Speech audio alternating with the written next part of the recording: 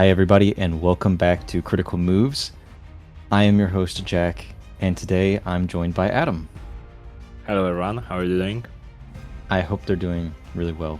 And today, if you're tuning in, it's probably because you saw the title, or maybe this is your first time checking us out. Today, Adam and I are going to have a conversation about Crusader Kings 3. So we've been kind of on like a paradox streak recently. I have been playing a ton of Crusader Kings 3 recently, multiplayer, single player. I've been having tons of fun, and Adam was a little curious. So we're going to talk about some of the changes that have happened to the game over the past few years since its release, what the new DLCs have added to the game, what they've planned to add this year, and we're going to break it down. To begin with, I guess we need to introduce what is our experience about Crusader Kings 3. So, mine is none. I played Crusader Kings 2, and I wish I would like to know how good Crusader Kings 3 is right now, and so forth and so on. And I heard, Jack, you've been playing Crusader Kings 3. Am I right? Yeah, I've been playing a lot of Crusader Kings 3. Over the past few weeks, it's probably been one of my most played games. Okay, so the first question, why? Because as someone who doesn't play all of the different Paradox games, like I don't really play Europa Universalis. I've started to try to get into EU4. I have not picked up EU5. So like I have not played City Skylines on PC, but I have put hours into it. I haven't played City Skylines 2. I love Stellaris, as people who listen to the podcast regularly know. Al and I talk about it every chance we get. And I've dabbled a lot more recently in Victoria 3.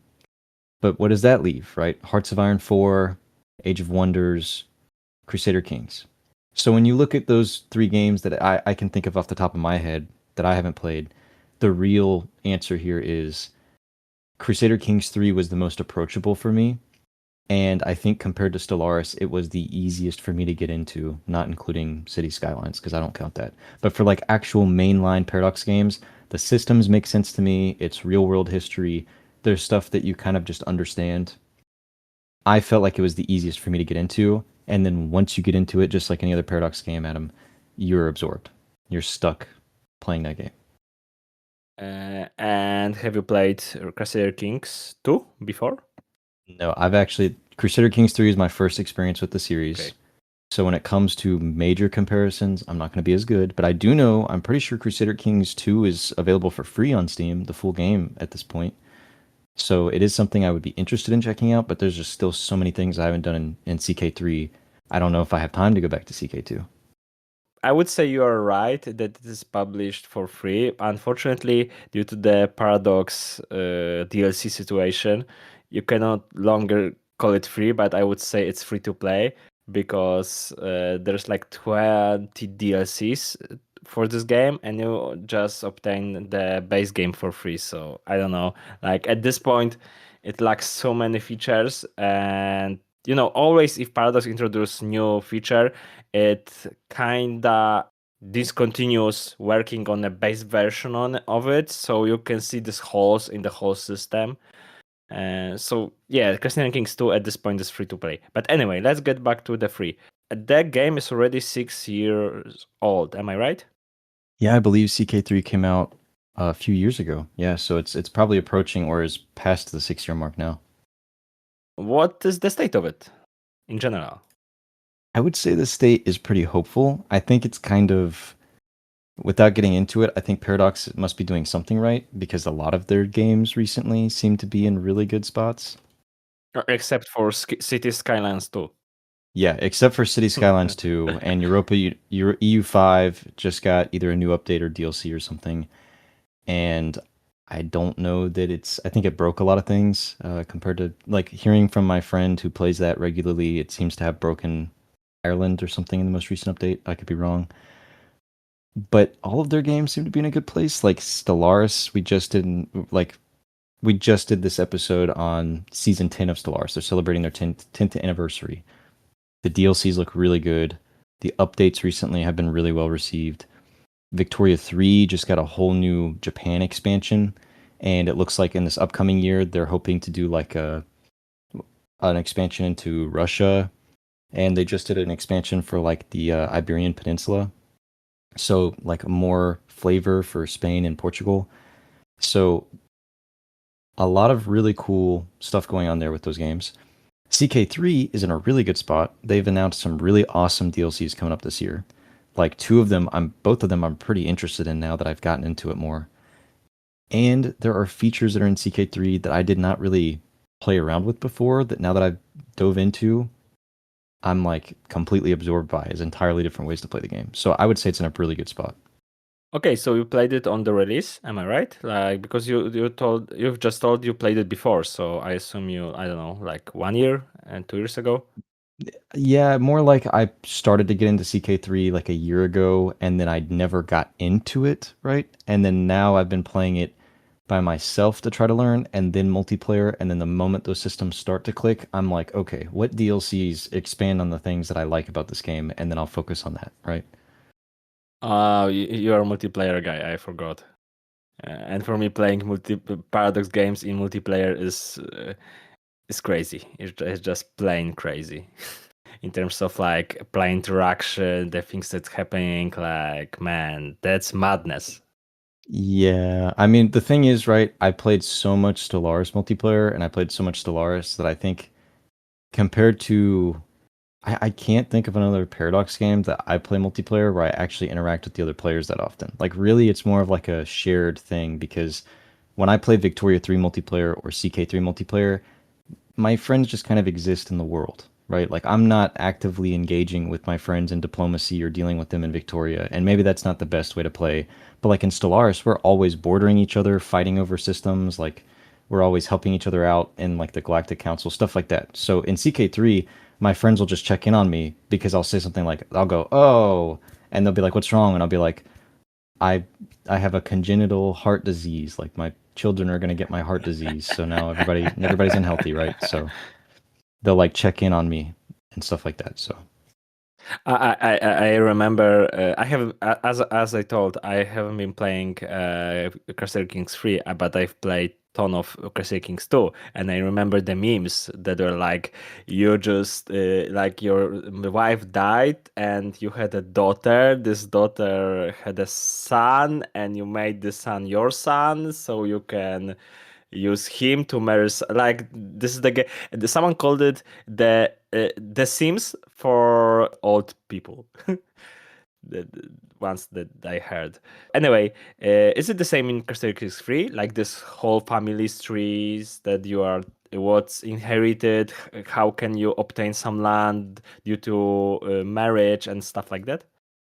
yeah, so I think the system. I'm not sure how to describe it in depth for CK3, but depending on where you are in the world, will affect how you're allowed to obtain territory, how you're allowed to go to war.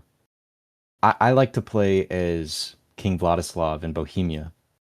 So I'm a part of the Holy Roman Empire many times, and that means that I'm under the Pope, which means that if I want to go to war with Hungary to obtain their land, I would need to have a claim on it. Now, King Vladislav does, but if I didn't have a claim on it already, I would either need to marry someone so that my children could get the claim, or I can go to war for someone in my court, whether they're a guest or an official member of my court, like even a maybe not a court jester, right? But someone more official. If they have a claim on a location from their bloodline, I can go to war on their behalf to claim that for them, or I can ask. I can actually ask the Pope to give me a claim on that because the Pope prefers me over that ruler because I'm more saintly, I suppose. I just wonder because what is the starting date of Crusader Kings 3? So I think the earliest start date, I'm going to get the actual numbers wrong, but it's in like 836 or 836. But the way the game works is they've set it up into three highlights, really. So they jump 200 years. So when you start any game on CK3, you're allowed to see a snapshot of the map with Paradox recommended rulers. So usually like 4 or 5 for each time period, and they'll let you choose between 4 or 5 rulers or any ruler from 836 and then like 1050 and then like 47 or something, and those years are specifically chosen for highlights. So one of them is like in the 836 time period, you can play as one of the people they recommend is the King of Ireland, because Ireland is still broken up into chunks, and the first thing they want you to do is press your claims to combine Ireland into your one empire so that you can basically form Ireland. And then like King Vladislav in 1052 or whatever the year is, he's the king of Bohemia. He's like second or third in line for the Holy Roman Empire, and he has a claim on Hungary. And you can go to war with Poland. You can go to war with Hungary. You can go to war with like I mean, really anybody you want to. Then you can also jump, and like the new ones now is now that they've expanded into Asia, the 1200 period is like the formation of not the formation of Japan, but like the larger conquests of Japan and China in that period. So Oh yeah, there's this Free Kingdom war, as far as I remember, in China. This is the huge thing. I always wanted to check it out. Yeah, maybe I should play Crusader Kings 3 in order to experience Free Kingdom War.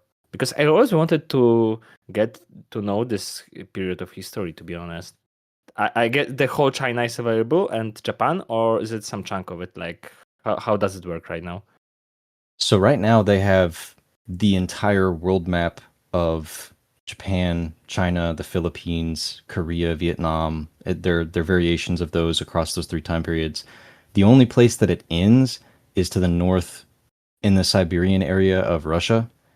When you go south, it ends beyond the northern coast for the most part of Africa. So once you go a few places down in Africa, it kind of finishes off, and then that's the end of the map down there. So you basically have all of Europe up to the Siberian wilderness, all the way to the east to Japan and the Philippines, and then you have south up, I guess, to the Cape of like Africa. You were talking about Bohemia, and what other countries are you playing? The highlights for me have been Bohemia, because you can immediately kind of like Vladislav has a great family in the game, or at least like he's got a good He has a setup. great family. Right, yeah. So I mean, when you start off as Vladislav, you have like multiple kids already. You have a wife. You can immediately choose to learn her language. You can do all kinds of stuff. Like you can become soulmates with your wife. You can have tons of children. They can like you can set up heirs. You're in like a very healthy spot to maintain Bohemia. And the king of Bohemia is basically specced out into one of the skill trees for stewardship. So he inherently is better at building buildings, receiving taxes, and building upgrades and getting money every month. So it's very good for like learning how to build the infrastructure of your empire. When I played Crusader Kings 2, and I guess this is the same for Crusader Kings 3, I disliked playing like the Roman Empire, for example, because it was simply too big. Like I couldn't grasp the whole concept and all territories and all the relationships in order to lead this country. So usually I played some smaller countries, like some concise kingdom. I don't know. For me, it would always be cool to play Denmark, because it is like in this position that it doesn't have so many neighbors, and it's pretty concise, and the borders are pretty next to each other, so you don't need to deal with some external territories and stuff like that. So I guess this is the same for Bohemia, am I right? Yeah, so what I liked about Bohemia was that Bohemia was, if you play your cards right, which is very easy, you're second or third in line for the Holy Roman Empire. So in the randomness of the Paradox game, King Kaiser, I believe, is the young king of the Holy Roman Empire. And so what I like about playing as Bohemia is that you can pretty easily, right off the bat, be second or third in line for the seat. And so if in the randomness of a Paradox game, he doesn't have any kids or he dies young or something, you could take over the Holy Roman Empire very quickly. Or if you just play as Bohemia, yeah, you kind of just have your Bohemia to worry about, and it's broken up into counties. And so something I like to do personally is I'm not a big fan. One of my friends, they really like to play the game as a mayor. So they'll go down to like not the smallest tier, Yeah, because I yeah. want to get to that in a second, but they'll be a mayor of just a county, and all they have to worry about is like a city and a church, like just their small few holdings. and then they'll rise their way to kingship. I like to play as a king and manage multiple counties. That way I can take on vassals or tributaries or expand my borders, things like that. But one thing I wanted to get into, which I don't know that CK2 had this feature, but I've been really enjoying it for CK3. And it was a recent addition they made like a year or two ago, I want to say. Maybe I'm wrong on that. But you can play CK3 as an adventurer. Oh yeah, I heard about it. So when you play as an adventurer, you have no land, no titles. You have a camp, and you basically play a paradox version of Mountain Blade. And it's pretty cool. Like I think it's actually more fun than Mountain Blade to me in some instances. So it's Mountain Blade without any of the actual combat that you get to do and without the party management, but you also have a camp and you can move your camp around the whole world. And when you move your camp, it delays your travel time. There's all kinds of pop-ups, like you can have avalanches, rock falls. You can have people stop you, mercenaries or bandits on the road. You can have all kinds of stuff. People get hurt, bit by snakes, and it costs you provisions, which is a new resource. So you have to have enough provisions to keep your camp supplied and your people fed. But with your camp, you can place it down anywhere and move it around at any time, and you can build buildings in your camp, and the buildings will give you bonuses. And since you don't have any land, you're worried about acquiring money, and you do that through contracts. So you go from city to city, and you enter the city center, and you talk to different people to get new contracts, and then you use the skill trees that they have in CK3. So like stewardship for building and taxes, or diplomacy for speaking to other kings and rulers, or intrigue, which you use to perform schemes. And what you do now is instead of using that to further your empire's gains as a king, you're using it as a adventurer to do contracts, like be a guard for like a guard for a gangster, or you can do it to pull off a heist on a valuable piece of artwork, or you can do it to rescue a damsel in distress from a tower. Like you can be hired and use your stewardship perks to go collect taxes from a holding on behalf of a ruler, which means you have to interview and uncover the tax profiles or the finances of these people that you're speaking to in order to adequately tax them so you can return back to the ruler with the proper amount of taxes, and then they pay you a portion of that.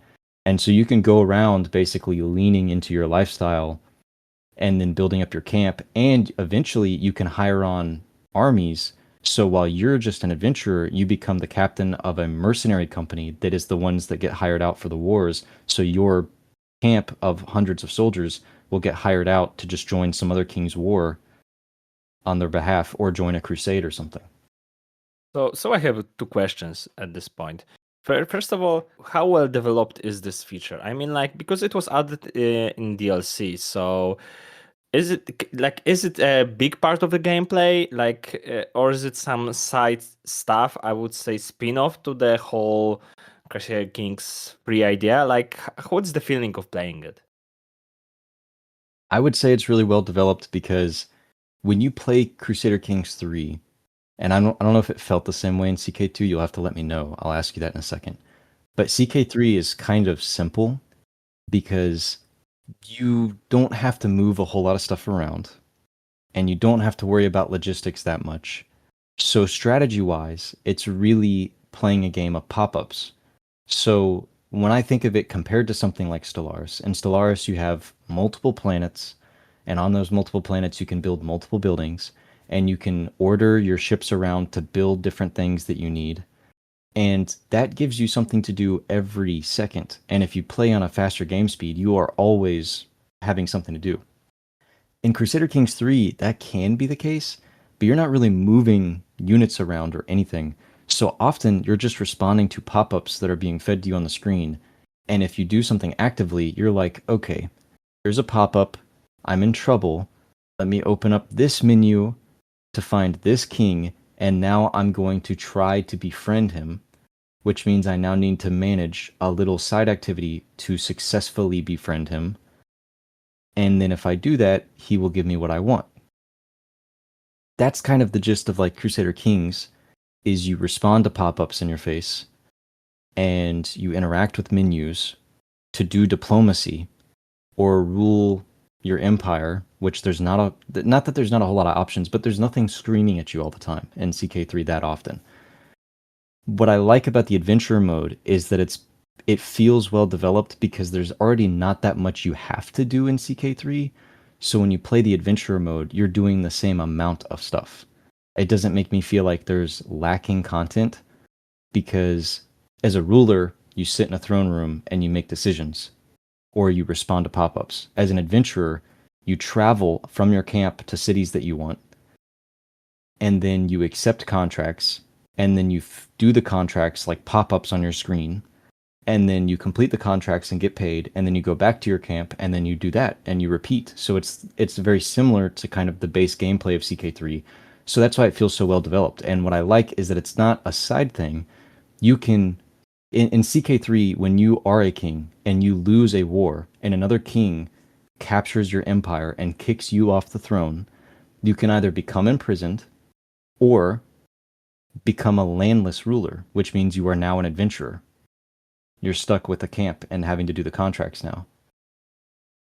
So that's a difference here because in Crusader Kings 2, if basically you would lose a war, basically you will die, and this is the end of the game. At least because I played, I don't know, until 7th DLC.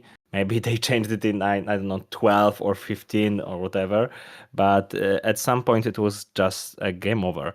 But the second thing I wanted to ask, and probably you touched this topic. So your goal as an adventurer is to get back into action, am I right? Like to obtain some land and become a king in some foreseeable future, am I right?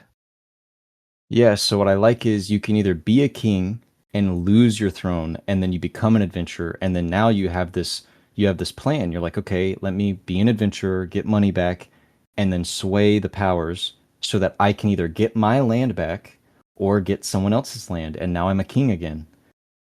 Or you can start the game as an adventurer, as a peasant with no nobility, and then you work your way up to being the king of the Holy Roman Empire. So one thing that I can fear right now is that Crusader Kings 3 kind of puts weight in a different place because you often say that as a king you don't have much to do, and it was the same case in Crusader Kings 2 that you had to deal with the pop-ups all the time, but you basically spent majority of the time scheming.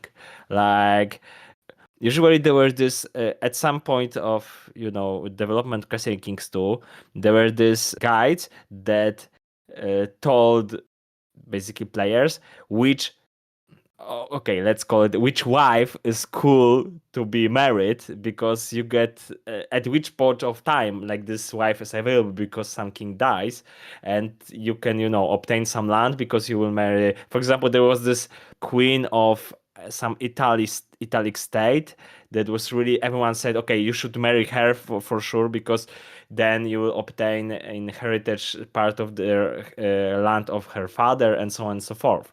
And basically you spend, I don't know, 50% of the time looking, scheming for people to marry, to kill, how to obtain some throne, how to how to dethrone someone. Probably in Crusader Kings 3 is also the same, that you get this kind of ability to attack someone because you get this reason, and this de jure is this the reason you can obtain some points. So we are basically when I played this game, I spent most of my time scheming how to do stuff, and then the war was pretty simple because I gather army, you gather your whole army, you send to the enemy. Maybe you win, maybe you will lose, maybe they will assassinate you in the way. Like, who knows what will happen.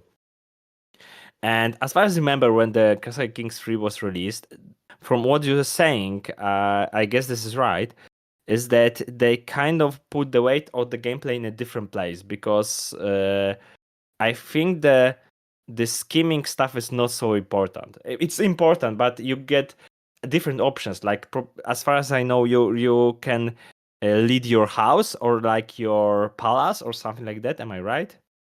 Yeah, so I think what they did was they didn't remove the importance of schemes because if you want to, there are so many schemes out there to do, and you can be evil in your schemes. You can murder people, you can imprison people, you can imprison people and then ransom them for the favors that you want, stuff like that. And then there's all kinds of like long-term schemes that take years to pass about stealing somebody's wife or something like that.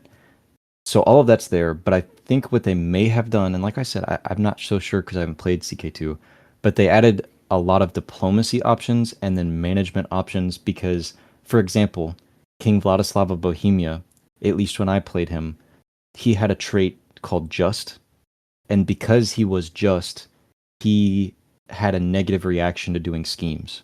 So when he did schemes that were bad, like trying to kill people or trying to steal people's money or going behind people's backs, it gave him stress. And the higher your stress meter goes, the more likely you are to become ill or age faster or suffer health problems or obtain new traits like becoming an alcoholic or something like that. And it affects other things in your life and destroys your family or destroys your ability to rule. So those things are pretty serious. They can affect you, which is why I had two different versions of King Vladislav, where one, I played the game and did not worry about the Holy Roman Empire, and was still just and maintained my stress while still going to war with Bohemia because I had a claim on Bohemia. It was just. And then when I did worry about the Holy Roman Empire in the other save, right, I plotted to kill the young king of the Holy Roman Empire and take his throne because I was second in line. And because I was doing the scheme, King Vladislav died way faster because he had so much stress because he was doing something he believed was wrong. And so it was really affecting me. But so what I did in one save was basically do the scheming stuff, and it affected him because he doesn't like scheming. And then in the other save, I did diplomacy where I got other kings on my side of the war against Hungary because I was really good at diplomacy. They were just all my friends. I held parties with them. I had a coronation, and the coronation was a really big event with tons of pop-ups where you get to choose all these different choices to define your character, your marriage, your future as king, and it makes people happy. You get more money doing certain things. And then there's also a system, and I don't know if they had this in CK2, but there's a system that really helps you if you focus on it. They had a system where you could maintain your royalty or like your fame by spending gold and resources on like better decorations inside the castle or more servants or better quality food, or you wore more opulent outfits. If you wore more expensive clothes, it made you more famous, which means you got better opportunities for war and diplomacy in the future. So all those features seem to kind of add some flavor on there. Again, I'm not ssure what was in CK2 or what wasn't, but that to me is from my game design brain how that system works across the different types of characters. You see, there wasn't a court in Crusader Kings 2.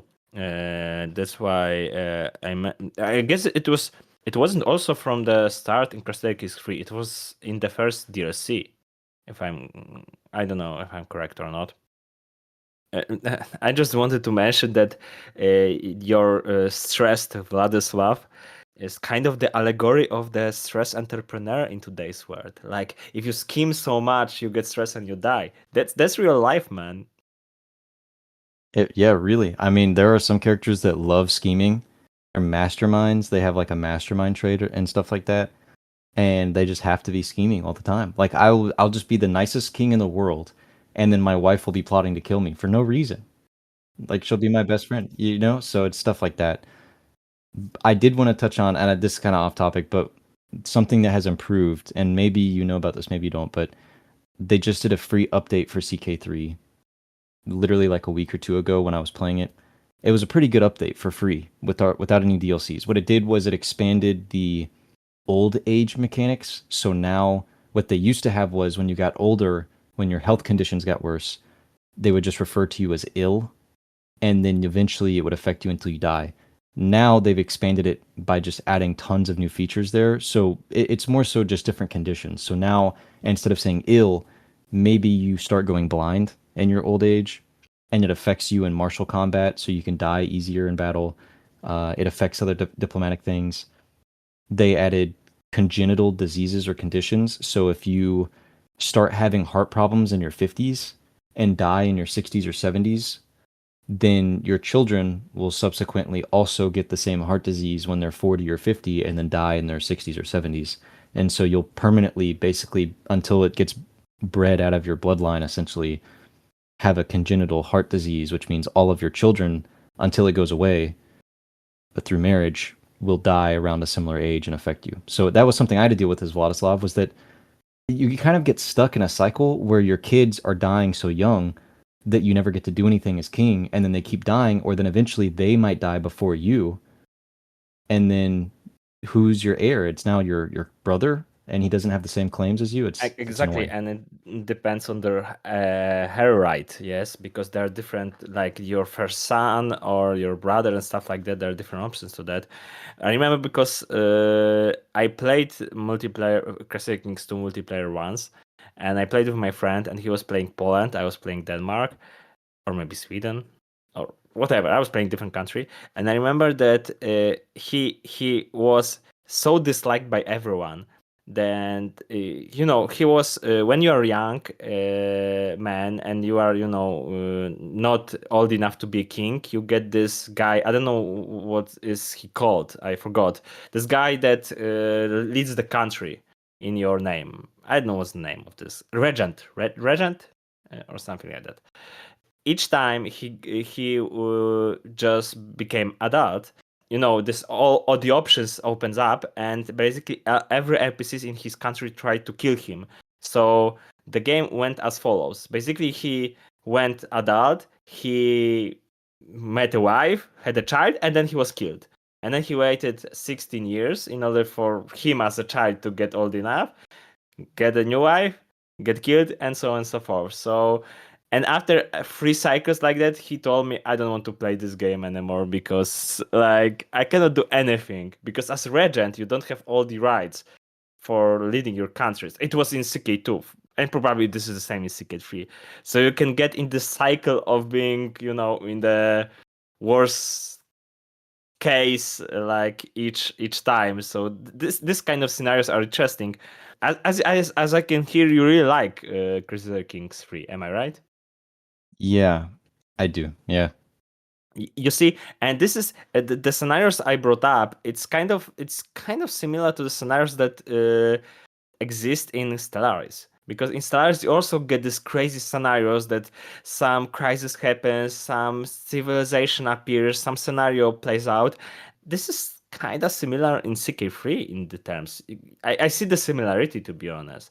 Because Victoria 3 and Hearts of Iron 4 are really like grand strategic games and focused on military conquest. And Crusader Kings 3 is about dealing with situation you get, dealing with, because you cannot, like, you cannot predict everything in CK3. You can happen that everyone hates you because it happens, because RNG works out this way, and you have to somehow deal with it. And this is the same in Stellaris. You get this galactic, and you cannot predict what will happen in 20 years because this is the galaxy.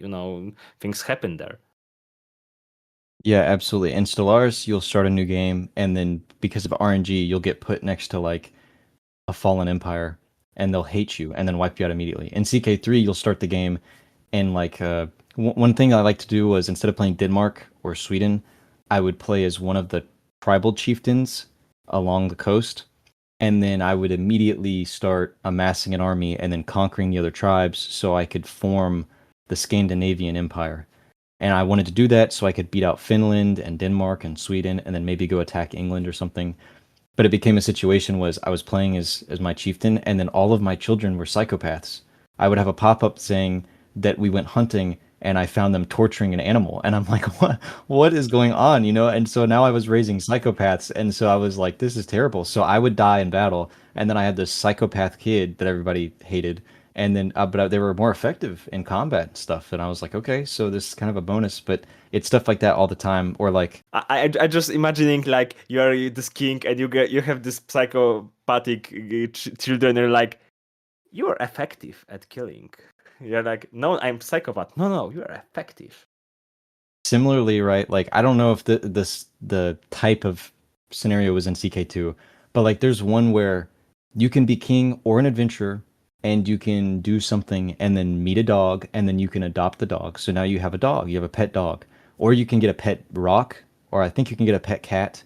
I'm sure there's other ones too. Yeah, you can get a pet rock, and I had a dog, and then I got another pop-up like 2 years later saying that my dog ran off, and then it never came back. And the stress from losing my dog, Oh I think, got me killed in battle.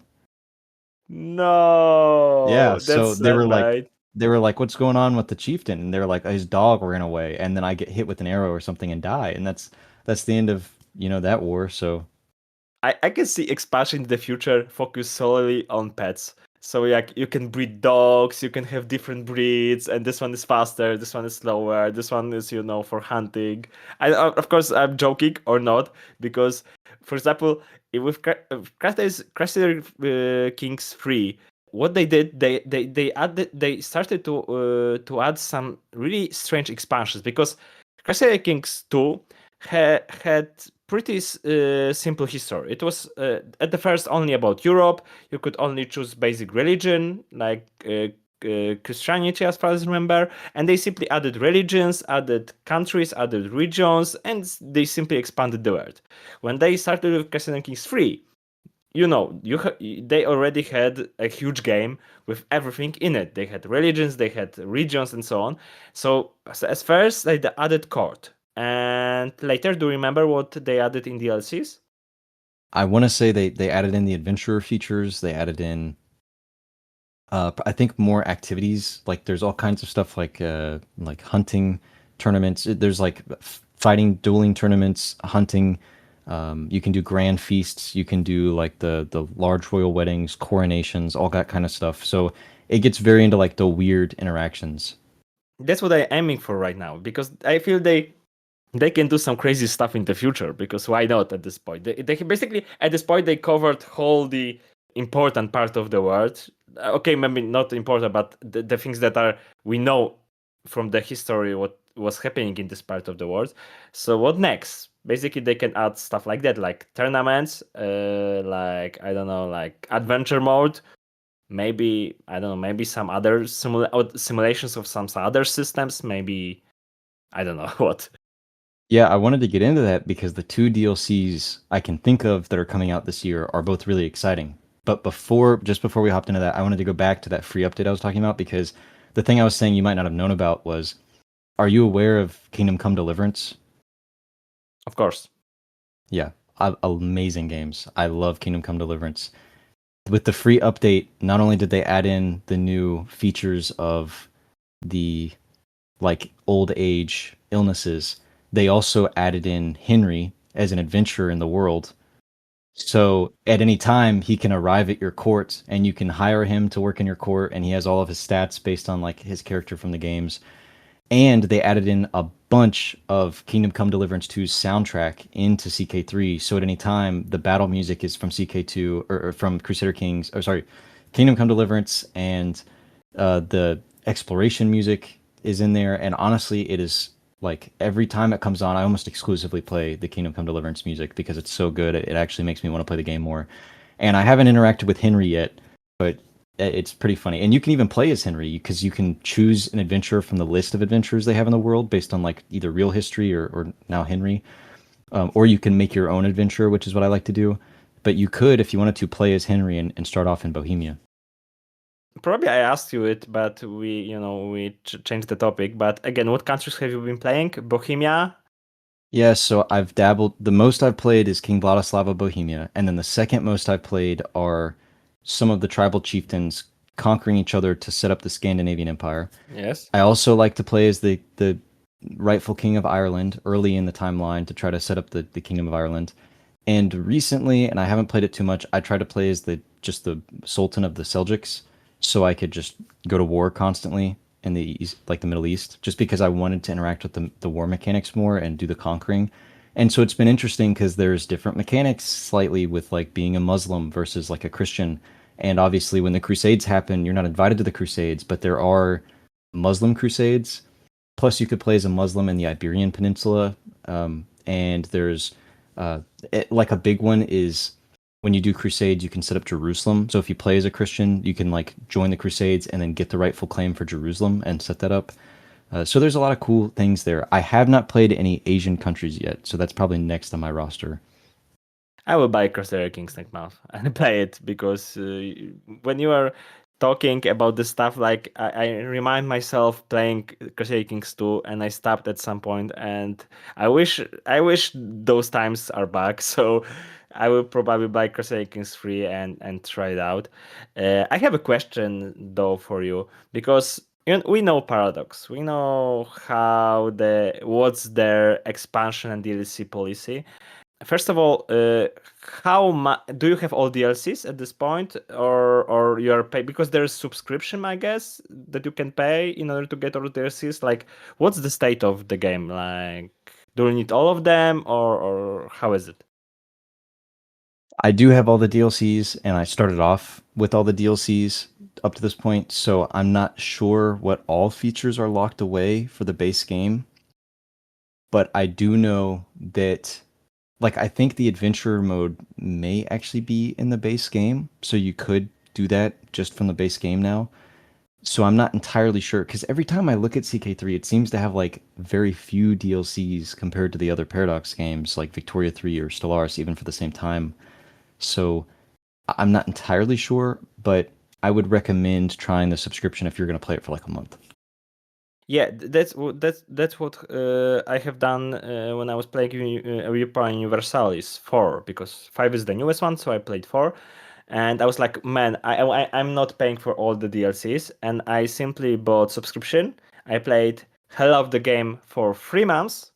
I was fed up with the game, and I just finished subscription, and that was it. And I would say that I don't know how many DLCs does it have.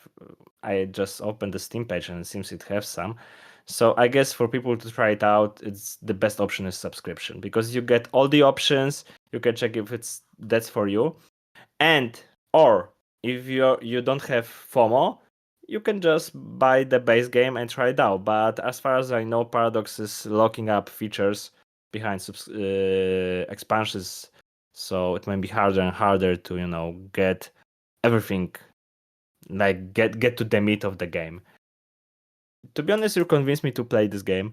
I'm really interested into it. Like, I wonder how adventure mode is good at this point. How is it developed? Paradox has also this way. They have some amazing expansions that add really important stuff, and sometimes they add something that everyone feels should be important, and they simply skim through some couple of options. So I just wonder how the game looks like at this point. Yeah, I've been having a lot of fun with it, and we never got to talk about it, but they do have two really good DLCs coming out this year. The short of it is that one is expanding religion, so you can actually now become the Pope if you wanted to, or you can be religious leaders. You can even start your own denominations of Christianity or other religions, so you can have your own fictional version of Christianity with your own rules and expectations. And so essentially, I think the big selling point is you could become the Pope and technically rule the Holy Roman Empire. And the other DLC, the one I'm really interested in, is kind of like adventurer mode. It's a third way to play the game, where instead of being a king or an adventurer, you become a business owner. And instead of having a court, you have a family business with business partners or employees that are in administrative positions, so high up running the business. And so the idea is that you work your way from having your trading business to becoming a trading empire. And the example they gave is like Venice. Venice started off as like a market capital, and then through business became its own city state and then was recognized. So you could do the same thing and basically create your own city states. I think is the selling point. You will see that at some point they will make a DLC Pokemon like when you are trading and raising pets. I I honestly I would be so down for that, because the moment you talked about it, I'm like, I see it, right? Paradox, they're gonna make it so you breed horses for horse races, but why not throw in dogs? Exactly. Exactly. And you have a royal breedery maybe at some point. You can sell your horse.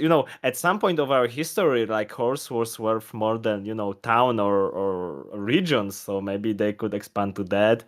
Man, I really like the direction they went this time, because at some point of Crusader Kings 2, they added another religion, another region, and it was kind of boring. I don't know if you understand me. Like, okay, I playing the same game. I just have one more religion to cope with, or maybe 100 scenarios to click through, like whatever.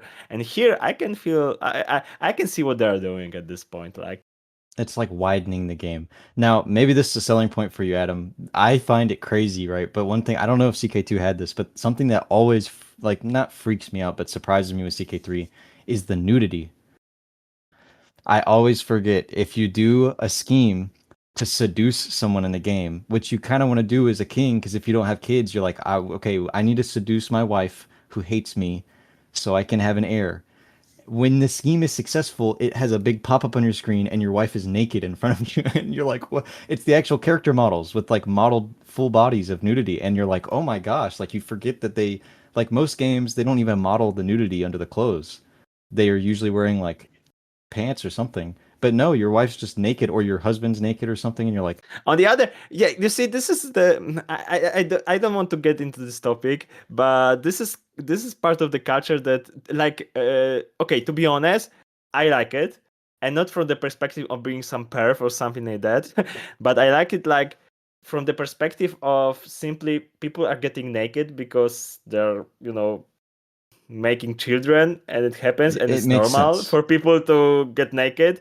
So, and this game is created by Paradox or by Scandinavia, and as we know, the attitude towards nudity and stuff like that is kind of different, and they're more open about it, and I believe it's okay. Like, and again, on the other end of the spectrum, maybe when the bad things are happening, so I don't know, your children are sociopathic, you should see what they are doing. Maybe this is the way, because things happen. Yeah, there's a chance that it's changed over time, like as a tone thing, because anytime that happens, it'll be late at night and I'll go, ah, because it surprises me. I'm like, oh my gosh. And then it reminds me, I'm like, this is like, it reminds me I'm in medieval times. Like, this is like a time of war and disease. And I'm like, okay, this is a mature topic. And then I have like a pet rock, and then I just forget all about that because then I'm doing things like interacting with the dog or like I'm playing with my kids, which with pop-ups, and it's like you forget all about that. So then when it happens, you're like, "Oh my gosh, I forgot this game had these features." Man, like, have you watched Vikings, the TV series? I haven't seen all of it, no, but I've seen Vikings, yeah. This was also the same case, because the show was cool, the things were happening, and then we're like, oh, okay, okay, okay, I didn't see that coming. And then normal TV show, people killing each other, scheming and stuff, and then okay, okay, okay, it happens. So probably this was the case in medieval times. They simply, things happened. I know we're far into the episode, but I wanted to ask you, Adam, in CK2, who did you usually play? I played a lot of Denmark. I tried playing Poland, but I don't know. I played Bohemia for sure. I remember I was playing Bohemia, and I played some DLCs. They added Arabic countries, so I played Arabic countries, and I tried playing Venice. Unfortunately, because Venice in Crusader Kings 2 was an expansion, they simply added these trade states that behaved in a different way, but I didn't like it, so I stopped. And I played as a Vatican, or like this, the states around the Pope city. So I always tried to capture Pope. It was fun.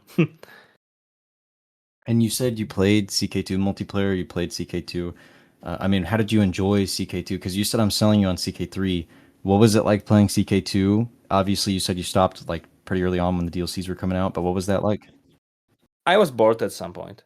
Like, I wasn't bored. I could see the challenge. Like, each time I played, the challenge was different. It's not like Hearts of Iron 4 that you can basically learn how to play the game. Like we talked, there were scenarios that I simply didn't have children, so I had to, find a child and make it my child to announce everyone that this child is of my heritage in order to cope with the situation and stuff like that. But unfortunately, I felt at some point that CK2 was a pop-up simulator. Even there were memes on Reddit that said this is basically, like reading through the book and just choosing the options.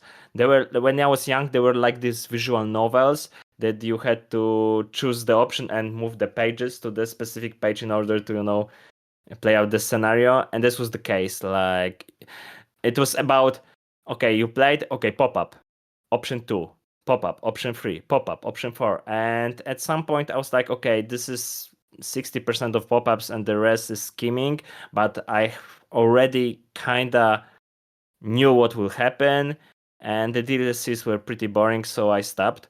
One thing that was incredible, and I wholeheartedly I would say that everyone should check it out, is the soundtrack of Crusader Kings 2. Was amazing. It is the only one of the few games in my life that I simply sometimes play the music and just leave the game open, because it had even DLCs that were only with music, so it was called music packs, and I had all of them, and it was really really good, like one of the best soundtracks in my life basically. It was really good, and I wonder, and this is last question I wanted to ask you, the soundtrack is good at this Crusader Kings 3? I remember before the latest update, I liked the soundtrack, but I haven't listened to it as much in the past few weeks that I've been really getting into CK3 because they came out with the update where they added in the Kingdom Come Deliverance music, and I just recognize it so often.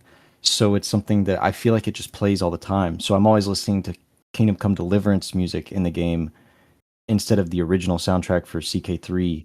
But I don't mind that because I adore the soundtrack for Kingdom Come Deliverance.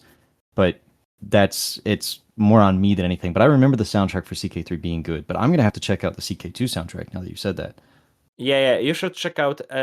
I don't remember the name, but there was DLC specifically for music and had some monk type of religious music that wasn't religious, but it was like really gothic in feeling. Like I liked it so much, man. It was so good. Oh yeah. So to this day there are some music DLCs, but I don't have the. Yeah, you should, because at some point they also squashed all the DLCs for Crusader Kings 2. So you could buy, for example, music pack, unit pack, and so on, and they simply joined all the things into one big expansions. So that's why I have, for example, expansions I didn't have before, because the Paradox have connected everything. So maybe it's harder right now to find the music packs, but for sure you will find it in the internet, and they're really really good.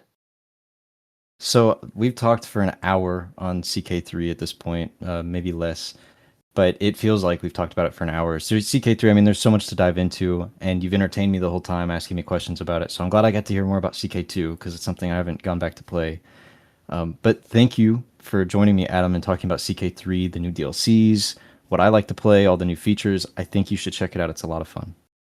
I like this kind of episodes that basically there's a game I wish to play, and I'm asking questions, and you guys are trying to convince, and maybe not trying, but you are convincing me if or should I play this game.